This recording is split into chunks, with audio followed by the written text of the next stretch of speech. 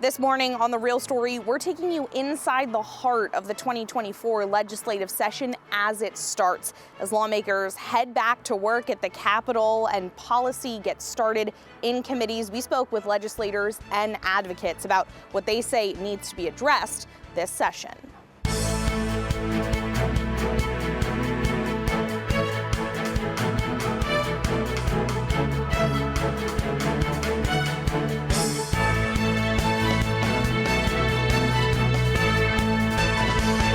What families are telling me is that it's really hard making ends meet, that raising a family in the state of Connecticut is not easy, it's very expensive, and that government needs to do more. We could have done more to help working and middle-class families make ends meet. How does the legislature make things more affordable while still having those fiscal guardrails in place? What's that balance there? Well, I think budgets are about priorities. And so what you need to do is prioritize affordability. Despite feeling the historic tax cut fell short last session, Republican leadership, along with most lawmakers, still siding with the governor, believing the strict spending cap is necessary and can support affordability with the right line items. Senator Kelly telling us it shouldn't all fall on the budget, though, saying good employment and education policy can change Connecticut's economy. Too many families living paycheck to paycheck, hand to mouth. And we need to do better. Connecticut can do better. We got a lot of work to do, but that's part of affordability too, is not only trying to make Connecticut more affordable, the government for our citizens, but also giving our citizens the tools and resources to get better jobs and have better earning potential. And that's what we're focused on. There's no question budget adjustments will be a major battle at the Capitol this year. With post-pandemic pressures and needs coming from every direction, it still seems almost everyone is asking for some of the state's rare surplus. But Governor Lamont and State Comptroller Sean Scanlon say that surplus has to be protected. The fiscal guardrails have restored confidence in Connecticut's finances for the first time in my lifetime. 10 years ago, Connecticut was in a permanent fiscal crisis. We had historic deficits. We had massive spending cuts, large tax increases, businesses and people leaving the state in droves. And I think because of the reforms that we were able to put in place, today, Connecticut looks very different, and our future has never been so bright when it comes to our fiscal health. The so-called fiscal guardrails include Connecticut's spending, revenue, and volatility cap. Embraced by lawmakers back in 2017, they've helped amass a $3.3 billion rainy day fund and pay down an extra $7.7 billion in pension debt. Lamont's recommended spending plan, unveiled in his State of the State address this past week, still well within those bounds. The guardrails is the reason why we are not still in a bad position here in Connecticut. And the guardrails are not a binary choice between taking care of the past only or dealing with the present only. They're setting us up to do both. These budget barriers have more than done their job when it comes to Connecticut's fiscal turnaround, what's been hailed a miracle. Like too many of our citizens, Connecticut in years past was living paycheck to paycheck with too much debt and no room for error. Today, in addition to making our regular payments to the pension fund, we have paid down an extra $8 billion, saving taxpayers about $800 million per year for the next 25 years that can be dedicated to critical social services.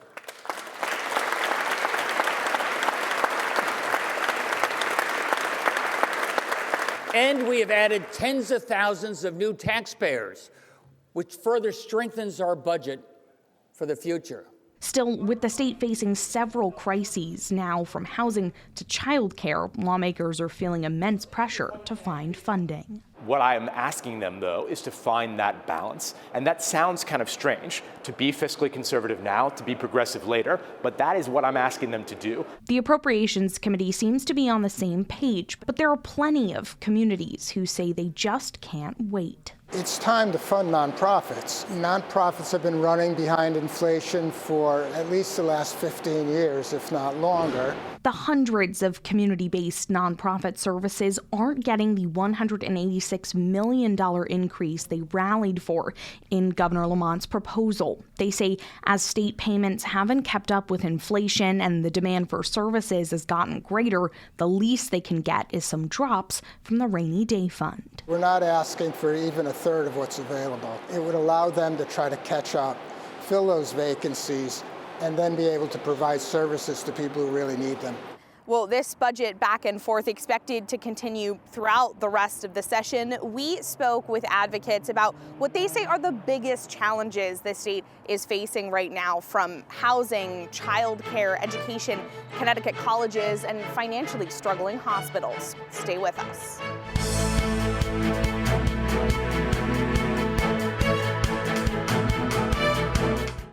When it comes to new laws here in Connecticut, it all starts in committees. But with just 3 months to get everything done, we're talking about the biggest challenges and proposals already on the table.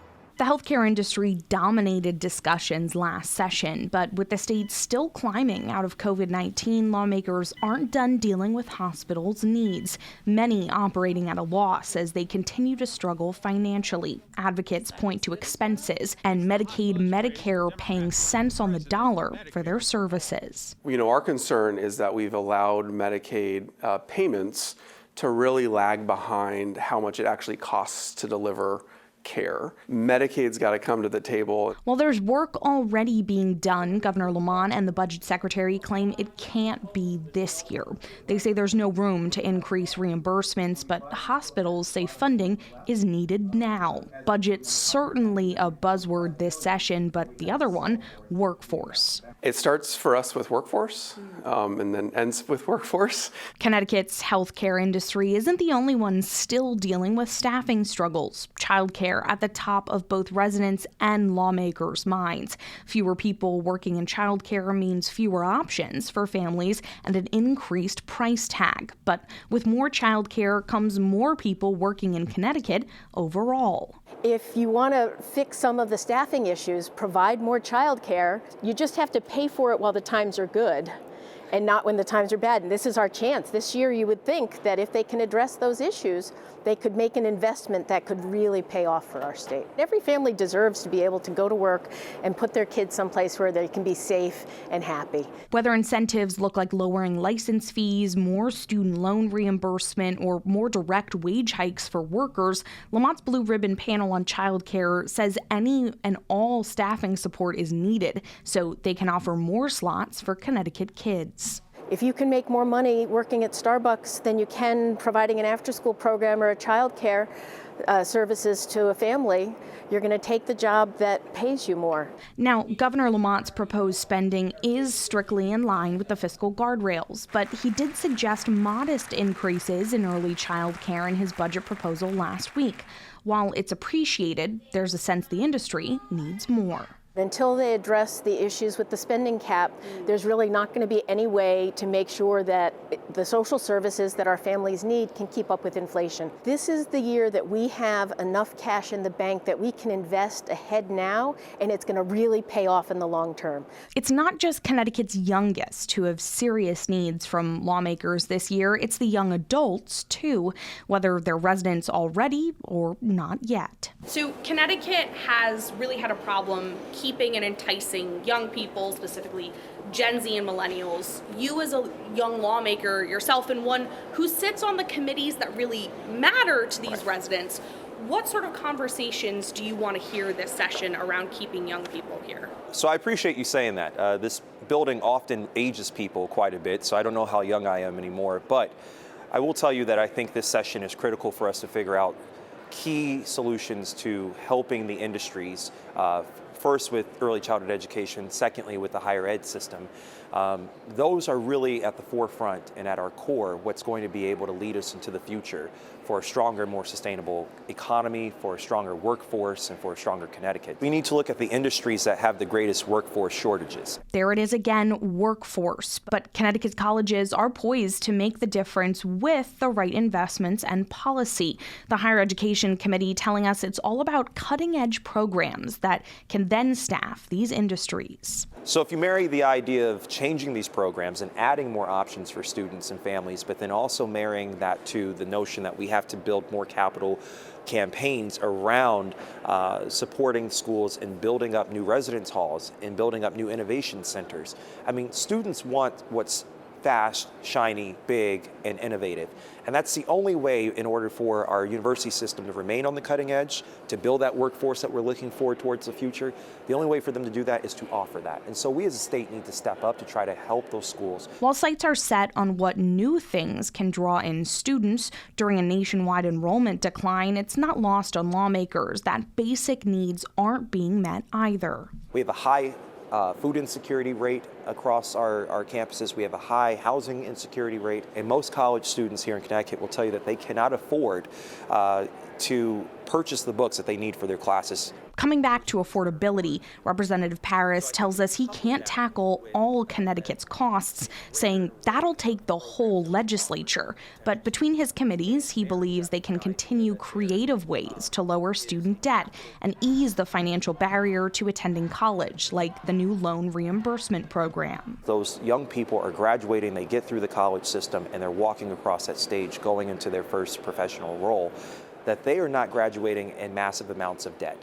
And so as we're trying to figure out not just the lowering or stabilization of the tuition, but figuring out how to make sure that it's equitable for all those who want to go. But he's also expecting conversation to center around options outside of the traditional college experience, hoping to strengthen associate programs, trade schools, and more. So a four-year institution route is not always the best way to go for individuals in our state. We need to acknowledge that. Whether young people come to Connecticut for college or for a job opportunity, the next thing on lawmakers' lists, keeping them here. And I often tell my story to people because I think it is the Connecticut story that we're trying to build. And that is, I was not born in Connecticut, I did not grow up in Connecticut, but I chose Connecticut. I chose Connecticut to receive a higher education, and I chose to stay here afterwards because our quality of life was so phenomenal. While all new legislation plays a role in making the state a place young people want to set up their lives, Representative Paris says the equation is largely simple. Invest in them and then expect them to invest back into Connecticut. We have to say to young people, we got you here. We can't do the rest of this work without you. While Connecticut wants to bring in and keep residents, the question becomes, is there enough housing and is it affordable? As of now, the answer to both those, a resounding no. We have a lot of people calling us, like hundreds of people calling per month for security deposit help, for helping to find vacant housing, for helping with a few months of rent to get back on their feet. So why the skyrocketing costs, whether you're renting or attempting to own? Trying to find housing, trying to get into the housing, there's just simply not enough. And so it becomes a supply and demand issue. And I think that there's just been a general lack of building in housing in general. While homeownership continues to be a challenge, even apartments are becoming less of an option. Since the pandemic, Connecticut continually hovers around just 2% vacancy across the entire state. So that puts a huge squeeze on the market. And then we have a lot of landlords who are asking for 2 months worth of rent, a security deposit plus first month's rent. So you're looking at somebody being asked to come up with 25% of their entire year-long rent in one fell swoop. And that's really hard for people to do. The large housing omnibus bill becoming a major debate on the floor last session. Eventually pieces passed, like stronger renters' rights, but much of it, including affordable housing policy, was stripped out. We haven't built what we need to. We haven't acknowledged the changes in population that we're seeing in the state of Connecticut. And we need to figure out policy-wise, ways to invest in our communities so that we respect what makes our towns unique and special, but also helps invite families and individuals into those towns who otherwise couldn't afford to. There's a lot of stereotypes out there about what affordable housing looks like, who comes into communities for affordable housing, strains on school systems. You know, there's certain towns in Connecticut where they're looking to close schools because they don't have enough families coming in. That's because you don't have the housing to put them in. Developers aren't developing starter homes anymore, right? Because it's more profitable for them to make and build larger scale homes for more well-off or older families, right? You know, condos, for example, are considered high density housing, but now they're the new starter home, right? So we have to figure out ways that we can incorporate home ownership through building condos and making room for those types of housing in our communities. While reforms to resources like the housing voucher system are on the table this session, most housing solutions now come down to building. While the state certainly can get involved in zoning policy, advocates are asking, will they? Connecticut is unique. It's only one of 2 states that does not have any form of county government. So that then leads to 169 different towns and cities with 169 planning and zoning commissions or boards with 169 different versions of what they would like to see happen in their town. With a clear statewide problem, many advocates say the state needs to be more involved. Connecticut is the second most segregated state racially and also economically in the United States. We need to do something about this. And so it's really going to be up to the legislators this session to come up with good, viable solutions so that every town is doing their fair share. A lot of different individual, minutia and intersectional issues under the housing umbrella. Right. But as we start this new session, even though it's a short session, is there any main thing you want lawmakers to know or keep in mind as they head back to do this work this year? A focus on infrastructure, on funding infrastructure for smaller towns makes a difference.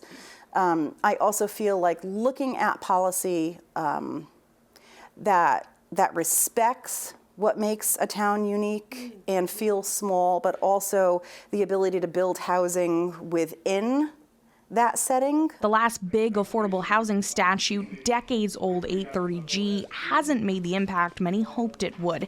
It required towns and cities have 30% of their housing be affordable. Some residents pushed back, while many towns still haven't met that goal. And a lot of towns felt like they were getting affordable housing just kind of shoved down their throats. While lawmakers look for potential solutions to balance state enforcement or incentive with local zoning policy, advocates are reminding them it's not just a housing crisis. It's a deadly situation for the increasing unhoused population. What we're seeing is increases in homelessness, specifically in 2 different populations. People 55 and older with disabilities. It's just an affordability issue. They are getting priced out of their housing. They're getting priced out of their apartments.